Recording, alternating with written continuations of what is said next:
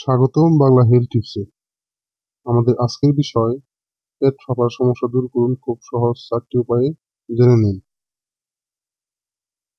পেট ফাঁপা খুবই বিরক্তিকর এবং যন্ত্রণাদায়ক একটি সমস্যা।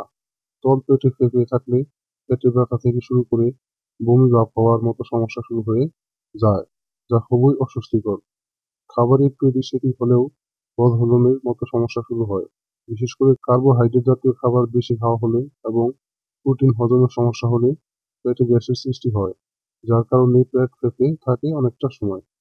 এই সমস্যা নিরাময়ে ঔষধ না খেয়ে ঘরোয়া কিছু সমাধান গ্রহণ করাই ভালো, কারণ ওষুধের পার্শ্ব প্রতিক্রিয়ায় অন্য বিপদে জড়িয়ে যেতে পারেন নতুন করে।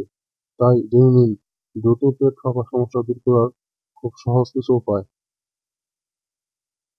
১. আলুর রস।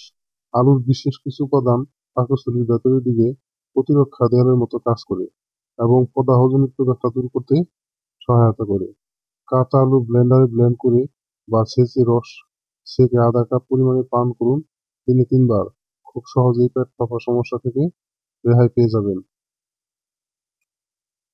২. আদা ও আদা চা। হজম সমস্যা দ্রুত দূর করতে আদার জুড়ি নেই, আর বদহজম দূর হয়ে গেলে আপনা আপনি পেট ফাঁপার সমস্যা কমে যায়। আদা ছেঁচে লবণ দিয়ে আদার রস পান করে নিতে পারেন, অথবা ২ কাপ পানিতে আদা ছেঁচে জাল দিয়ে আদা চা তৈরি করে পান করুন সকাল বিকাল। অনেকটা উপশম হয়ে যাবে। ৩. কাঁচা হলুদ বা হলুদের চা। তেতো লাগলেও কাঁচা হলুদ চিবিয়ে খাওয়া সবচাইতে দ্রুত এবং কার্যকরী উপায়গুলোর মধ্যে অন্যতম। যদি কাঁচা খেতে না পারেন তাহলে আদার মতো হলুদ ছেঁচে নিয়ে পানিতে জাল দিয়ে চা তৈরি করে পান করে নিন। চাইলে হলুদ গুঁড়ো ব্যবহার করতে পারেন, এতেও ভালো ফলাফল পাবেন।